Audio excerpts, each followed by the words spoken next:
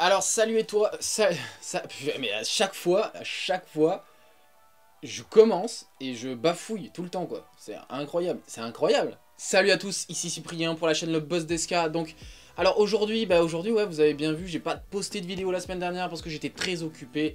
J'étais en train de construire un contour de jacuzzi en bois. Ça m'a pris 2 semaines, c'était du boulot, c'était sympa. Je vais vous montrer les images parce que je suis assez fier. Voilà. Ok, donc aujourd'hui je vais parler du Tindeck Progressor. Je vous avais dit que j'allais en parler de ce truc, c'est vraiment un outil vraiment sympa, je te spoil le truc. Hein. Donc voilà, donc ça, lui il résiste jusqu'à 200 kg, donc dans cette vidéo je vais faire des tests, voir jusqu'à où ça va, parce que ça dit 200 kg, mais est-ce qu'on peut aller au-delà de ça? Voilà, moi comment je l'utilise, quels sont les exerços... les exerços, mais ça fait 2 fois. Des exerços, quand t'as des exerços. Quels sont les exercices que je fais? Oh, c'est incroyable ça. Du coup alors pour l'allumer c'est très simple. T'appuies sur ce petit bouton là, hop. Et là il clignote en vert. Ensuite tu vas sur l'application. Tu vas sur l'application Tindeck. Ensuite tu fais scanner, ça va le scanner. Et ensuite ça va devenir bleu. Et quand c'est bleu c'est connecté en Bluetooth. De toute façon c'est très simple. Voilà, c'est écrit sur la notice comment faire, comment l'utiliser. Voilà, appareil très sympa avec une très grande autonomie de batterie. On peut le démonter, moi je l'ai démonté, t'as 4 vis à l'arrière, t'as des vis 6 pans là, je sais plus comment ça s'appelle. Il y a une petite batterie à l'intérieur et voilà, je pense que tu peux changer la batterie. Mais voilà, je pense que ça tient quoi. Donc voilà, petit appareil plutôt sympa, du coup je vous laisse avec la vidéo que j'ai fait, avec voilà un peu, j'ai essayé d'expliquer. Je suis pas un expert là-dedans, ça se voit de toute façon de mon explication, c'est pas carré de ouf, mais voilà, c'est ma façon de présenter. Voilà, moi je dis, en fait, moi je suis comme ça, je fonctionne un peu par l'instinct, j'écoute, j'adapte sur moi, je rectifie le tir, et c'est comme ça que je progresse. Donc je le fais vraiment m'adaptant à moi, et en faisant les exercices qui me plaisent. Voilà, c'est comme ça que je fonctionne, donc c'est pas du tout, c'est vraiment très propre à moi, et voilà, moi je vous partage un peu comment je fais, et voilà. Je vais l'utiliser aussi avec des grimpeurs, que j'ai envie d'inviter des grimpeurs, comme je l'ai dit il y a 2 semaines, voilà, faire des tests de force. Je vais inviter des forts gars pour voir et pour comparer un peu leur niveau. Voilà, j'ai contacté déjà quelques personnes. On va voir comment ça se déroule, etc. Je vous tiendrai au courant. Ok mon gars. Donc live data, voilà. Si je prends, voilà, on sent que c'est très précis. À peine j'appuie, voilà, on voit que si je tire dessus, ça s'affiche directement. Donc voilà. Ce qui est pas mal dans ce menu de live data, c'est que tu vois une évolution en direct. Hein. Donc la moyenne des forces que tu as exercées en fonction du temps qui défile. Ça te donne aussi ton maximum. Donc j'ai fait 4,6 kg, c'est plutôt pas mal, je dirais. Non, c'est pas énorme du tout. Je vais le faire... Attends, ce qu'on va faire aussi, parce que ça peut être pas mal, vu que c'est le Tindeck Progressor 200, ça voudrait dire que tu peux avoir un maximum de 200 kg.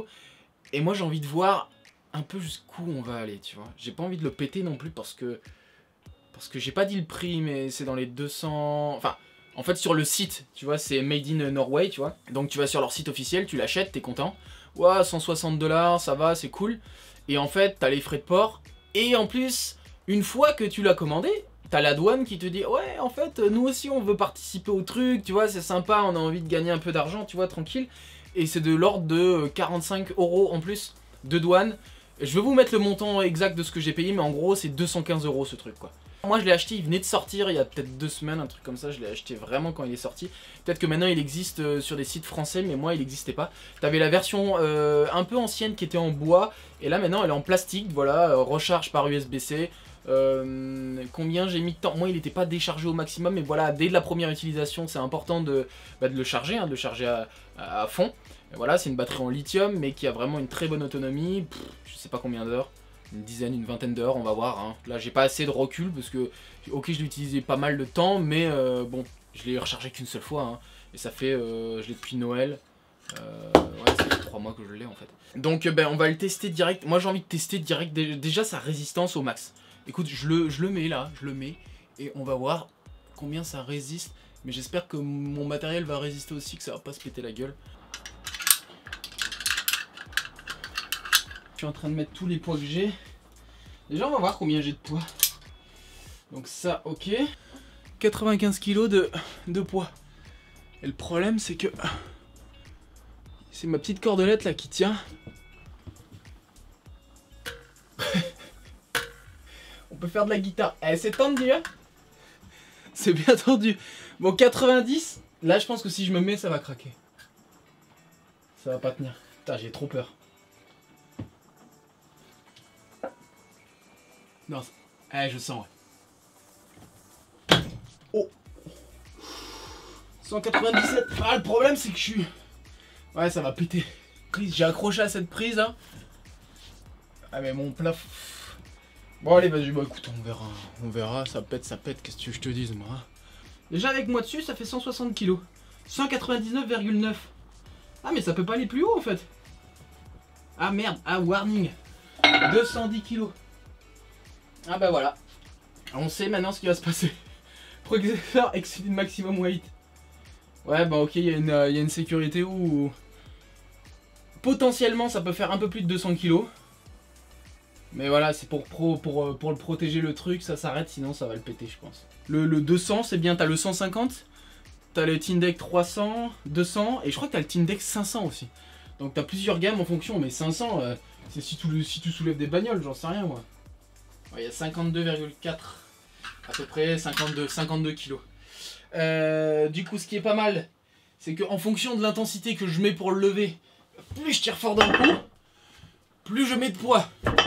Et plus au début ça peut être traumatisant pour mes doigts, donc il faut au début tu vois le faire un peu, voilà, plus doucement pour soulever vraiment la charge réelle. Voilà. Donc voilà, l'autre main j'ai toujours un problème au coude, donc il faut que je me chauffe vraiment bien. Là je suis pas du tout chaud. Je suis pas du tout chaud, mais 50 kg en général ça suffit pour m'échauffer la droite, parce que la droite j'ai pas de problème, mais la gauche, comme j'ai mon problème ici, il faut que j'aille doucement. En général je commence à 40-45 et à force je peux monter, voilà, je peux monter jusqu'à 60-70. Donc voilà, donc ça c'est intéressant. Cet exercice c'est vraiment pour voir, donc voilà, tu peux soit le mettre comme ça, soit le mettre en suspension. Voilà, tu peux faire des exercices de tirage. Donc tu vois, venir t'asseoir, hein, tu peux te mettre à la hauteur que tu veux, voilà, sur une chaise ou je sais pas quoi. Tu peux venir bloquer ton bras comme ça par exemple, faire des blocages et essayer de tirer le maximum comme ça, le plus fort possible. Voilà. Je vais voir combien au max je peux forcer. Je vais m'asseoir là. Le problème c'est que il faudrait que je contre, parce que je vais soulever mon propre poids je pense.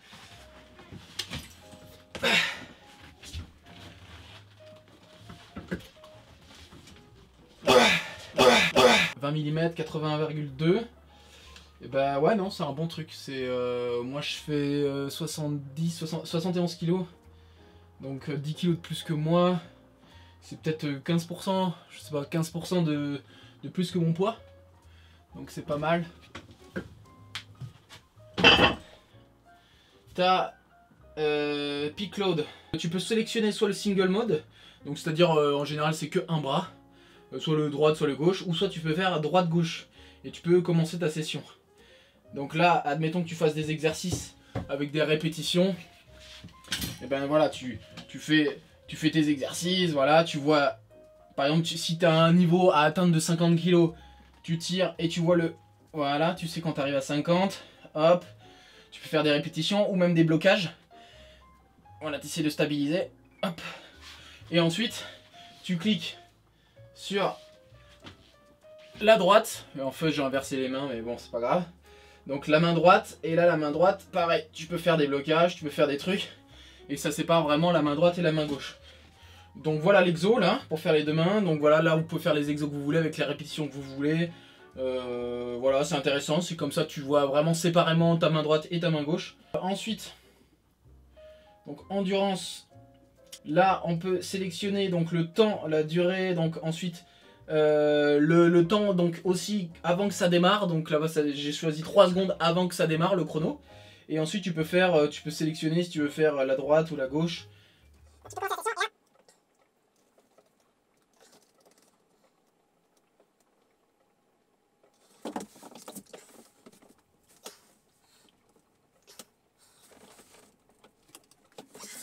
Ok.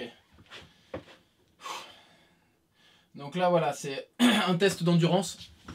Donc tu fais un test d'endurance, hein. Voilà, sur 30 secondes, voilà. Ensuite tu peux Tu peux sélectionner bon, le titre, tu fais par exemple session 2. Ok. Et voilà, ça te montre le graphique. Voilà, au début, j'ai pas forcé, et puis après on voit, voilà, ça te montre la moyenne, le temps que ça t'a duré, etc. Donc tu peux faire vraiment l'exo, le but, voilà, c'est pour voir ton endurance dans le temps, est-ce qu'elle est progressive, dégressive, comment tu arrives à maintenir le truc, etc.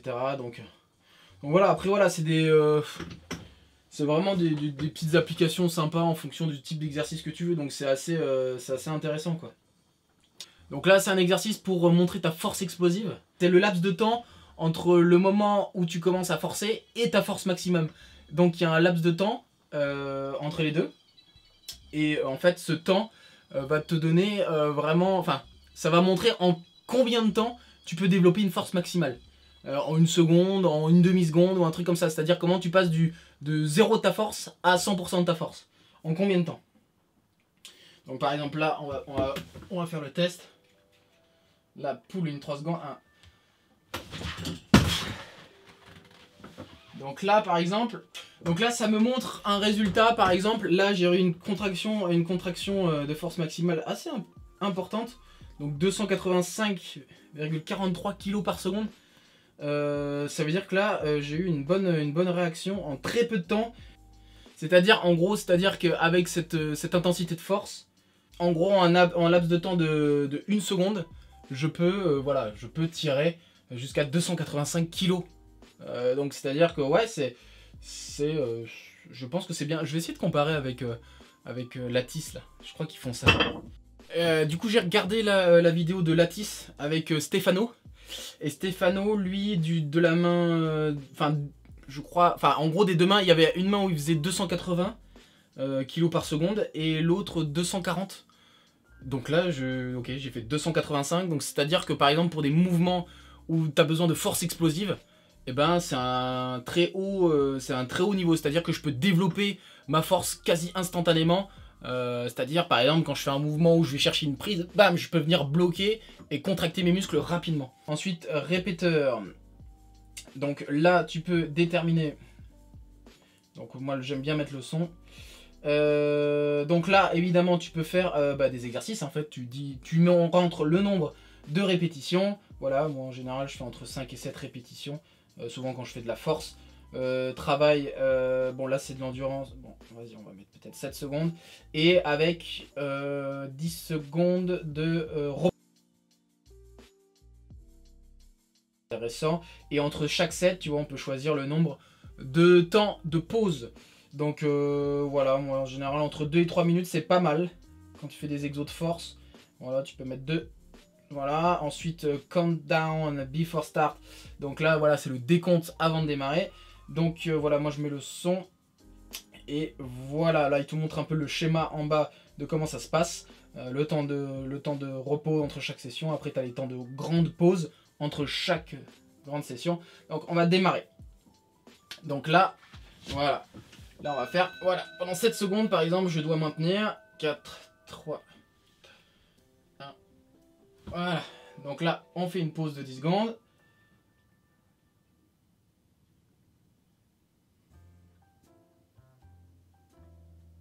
Allez, là c'est parti. Merde, je l'ai mal tenu. Hop. Voilà. Bon, en gros, voilà. L'idée, c'est ça. T'as compris le truc. C'est ça l'idée. De faire des exos comme ça. Donc, voilà. Moi, je trouve que ça, ce sont des bons exos pour venir renforcer tes doigts. Parce que quand t'as des exercices...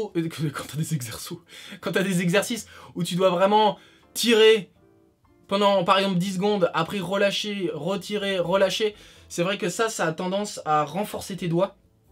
Et c'est vraiment intéressant. Après, voilà, moi je couple ça avec les exos de levage. Et les levages, je les fais très courts. Donc voilà, par expérience, voilà, je fais par exemple 1 seconde de levage, je repose. 1 seconde de levage, je repose. Et je trouve que ça aussi, ça a vachement augmenté ma force des doigts. Ben là, ça fait 4 mois que je fais ça. Et comme je te dis souvent, il y a 3-4 mois, je n'arrivais même pas à me suspendre là-dessus. Et maintenant, je te dis, j'ajoute 10 ou 15 kilos.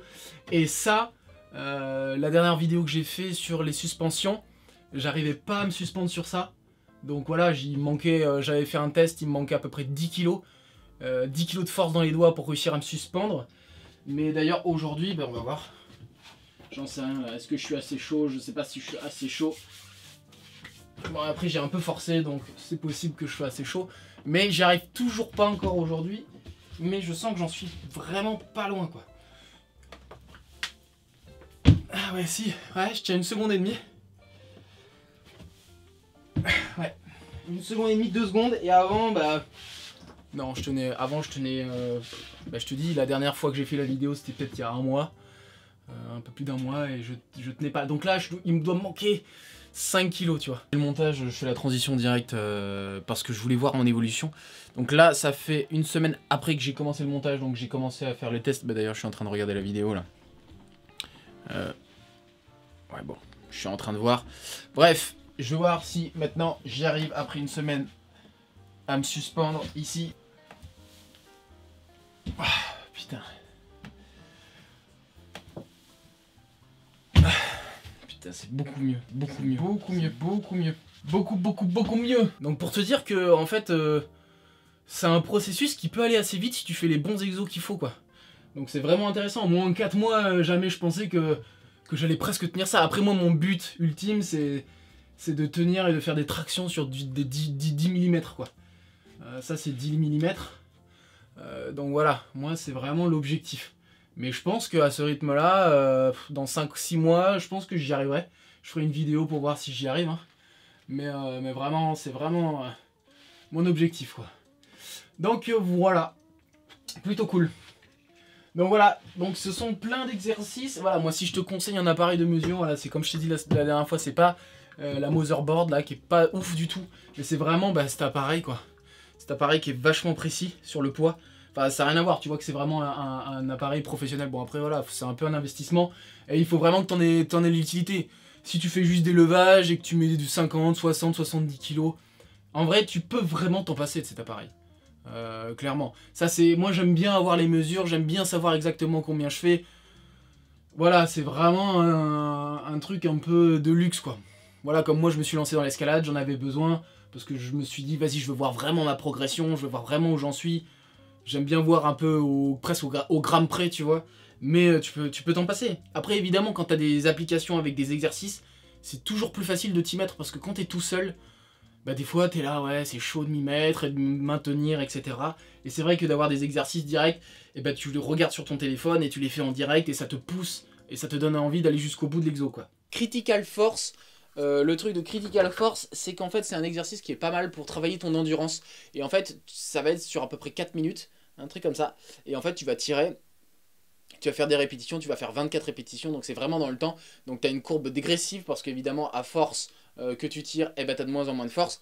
Et en fait, le but de faire ce genre d'exercice et de le répéter, c'est de réussir à maintenir une force maximum le plus longtemps possible. Donc pour que tu aies de la caisse le plus longtemps possible. Donc ça, c'est plutôt intéressant. Si par exemple tu fais des blocs, tu es en finale et que tu dois les enchaîner, tu as 5 minutes, et ben ça va te permettre de maintenir une force et dans chaque essai que tu vas faire, d'avoir une force assez maximale pour réussir les blocs et pour rester le plus longtemps possible. Donc ça, c'est bien pour ce genre d'exercice.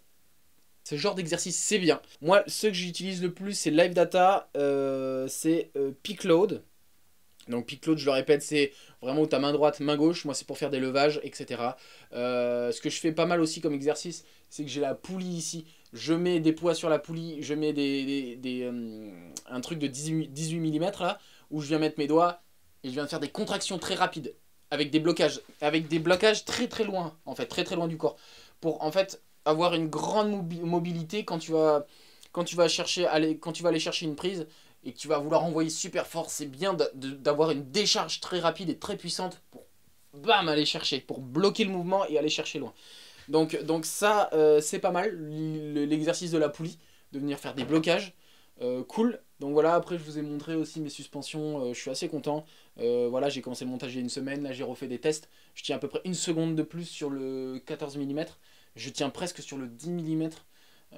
Enfin la prise a fait 10-11 mm, enfin entre 10 et 12 mm parce qu'elle n'est pas régulière, donc j'ai mesuré tout à l'heure. Donc voilà, je suis assez content, comme je l'ai dit, moi mon but c'est vraiment de faire une traction sur du 10 mm, traction à un bras, ça serait le top. J'aimerais bien réussir à me suspendre aussi en mono avec les deux doigts, mais ça je suis à des années-lumière. Donc voilà, faire des exercices de suspension avant tes entraînements de doigts, faire des exercices de suspension sur chaque doigt, indépendamment. Très bien, ça renforce. Je le fais depuis assez récemment et je sens que c'est cool, tu vois. Cool, ça progresse bien. Donc voilà, c'est un peu ce que je peux te dire.